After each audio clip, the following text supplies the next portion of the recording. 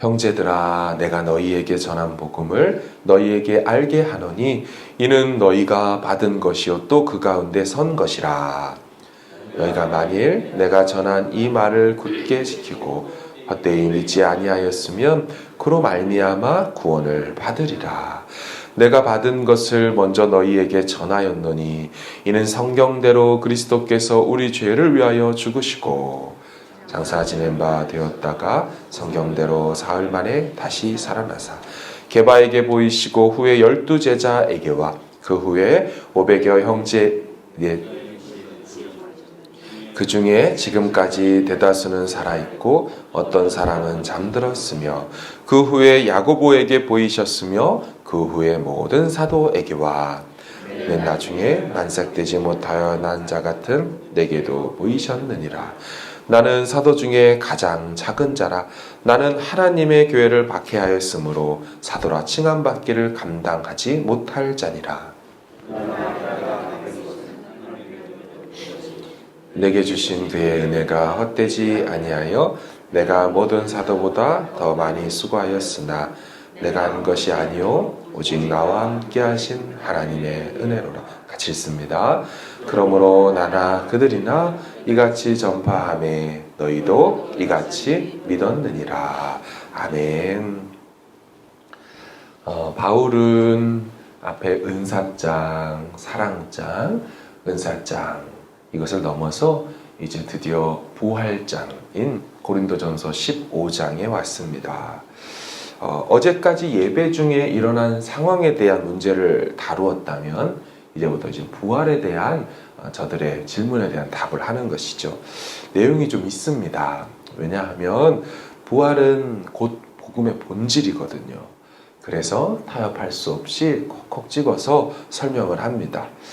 앞전에 다뤘던 예배 방식, 태도에 대한 것도 중요하지만 부활은 구원에 이르느냐 못 이르느냐, 이것이 복음이냐 아니냐를 결정짓는 핵심 문제였기 때문에 바울이 중요하게 다룹니다.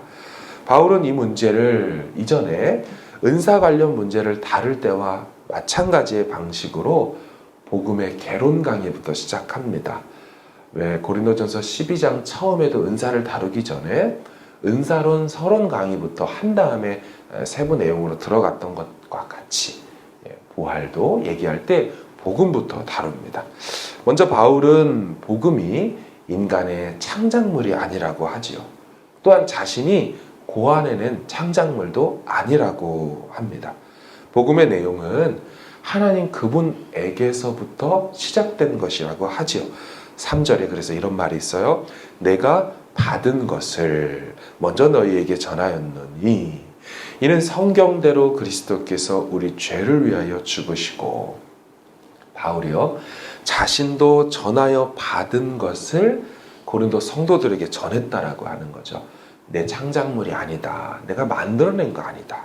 또한 이 복음의 기원을 성경에서 시작했다라고 말하죠. 그게 바로 성경대로 죽으시고 성경에 예전부터 예언된 대로 부활하신 그 사건을 나는 전한 거다. 신명기, 이사야를 비롯한 구약에 예언된 말씀에 기록된 대로 일어난 게 이 부활 사건이고 복음이다 라고 하는 겁니다. 바울은 지금 당시 고린도 교회 사람들의 생각 속에 있는 그리스 헬라 철학자들의 주장인 이 부활은 없다, 이 부분에 대해 지금 반박하고 논증하는 건데요. 내가 전한 복음은 그 헬라 철학자들의 머릿속에서 생각을 통하여 나온 그런 내용이 아니다. 이건 하나님으로부터 온 거고 이미 예언된 거지, 그들이 현상을 보고 이럴 거야 저럴 거야 하면서 말장난하듯이 그렇게 만들어내는 내용이 아니라며 복음의 기원을 설명하죠. 그러면서 복음의 핵심인 이 부활의 역사성을 증거합니다. 바로 부활의 목격자를 4그룹으로 나누어서 이렇게 제시하는 것입니다. 첫 번째 그룹은 5절에 보면 게바에게 보이시고 후에 12제자에게 와. 첫 번째 그룹 게바와 12제자를 얘기하고요. 두 번째는 그 후에 500여 형제에게 일시에 보이셨나니, 그 중에 지금까지 대다수는 살아있고 어떤 사람은 잠들었으며, 두 번째 그룹은 500여 형제입니다. 일시에 한 번에 그 정도 되는 숫자에게 보이셨다. 부활 후에. 고린도전서가 기록된 때가 주 55년경이니까 부활 사건으로부터 약 20년은 넘게 지난 시대인데 지금도 500여 형제 중에 대다수가 살아있다. 그들이 실제 증거자이다. 이렇게 제시하고요. 세 번째, 그 후에 야고보에게와 모든 사도에게 보이셨다. 세 번째 그룹, 야고보와 다른 사도. 마지막 맨 나중에 만삭되지 못하여 난 나 같은 사람에게도 그러니까 나타나셨다. 마지막 그룹은 바울이죠. 여러분, 원래 구약에 보면 법적 증거의 효력을 갖는 최소 인원수는 증인이 2명입니다. 근데 지금 바울은 무엇을 제시해요? 그 부활 사건의 목격자는 수백 명에 달한다. 충분한 증거가 있다라고 하며 당시 교회 안에 부활 끝났어. 무슨 소리야? 부활은 원래 없어. 라고 말하는 그들에게 부활은 실제 일어났고 앞으로도 일어날 것이다. 나중에 말하는 부활의 첫 열매 얘기를 이제 준비하고 있는 것이죠. 이처럼 바울은요, 부활이 팩트이고 진리임을 공적으로 드러난 사실을 통하여 설명하고요.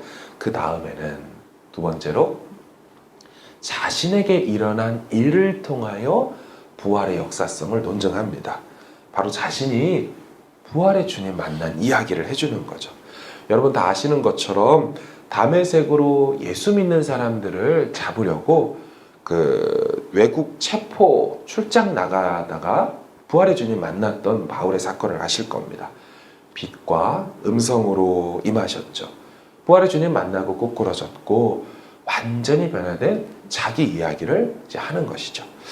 바울은 여기 내가 바로 그 목격자이며 그리고 내 삶을 봐라.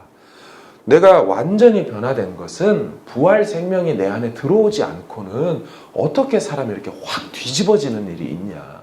나 원래 교회 박해하고 주님 박해하던 사람인데 그 사건이 내게 실제로 일어난 게 아니면 나 이렇게 바뀔 수가 없는 사람이었다 하며 자신을 예로 들어 막 증거합니다.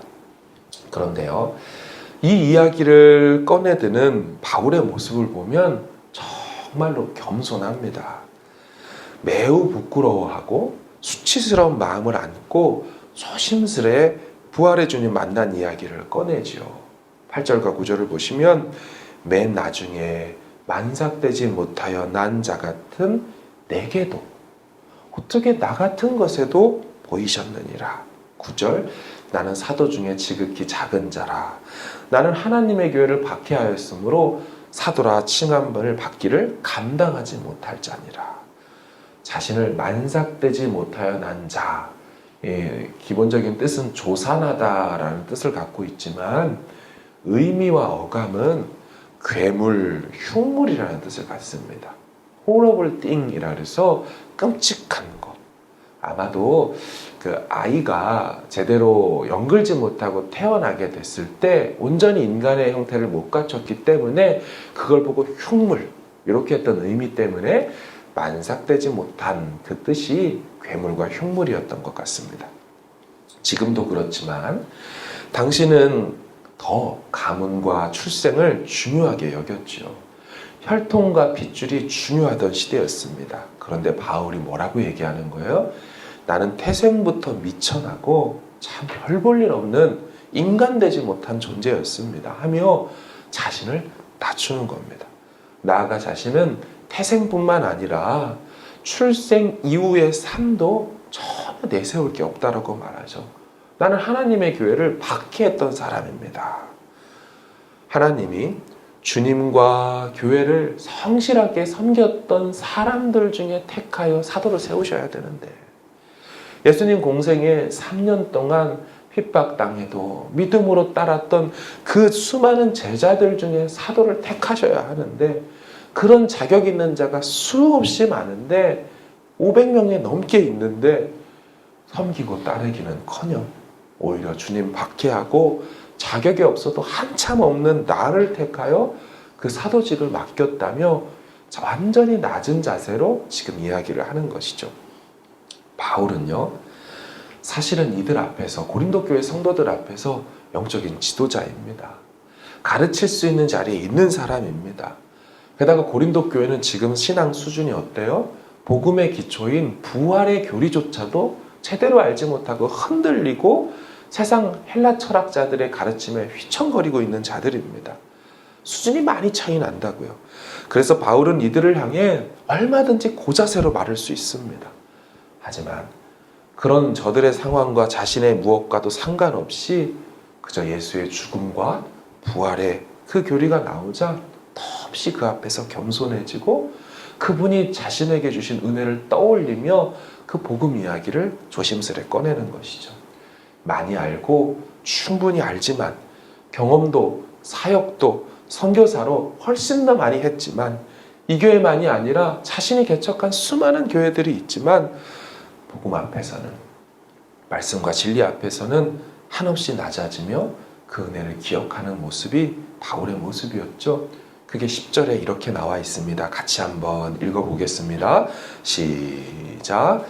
그러나 내가 나된 것은 하나님의 은혜로 된 것이니 내게 주신 그의 은혜가 헛되지 아니하여 내가 모든 사도보다 더 많이 수고하였으나 내가 한 것이 아니요 오직 나와 함께 하신 하나님의 은혜로라. 아멘.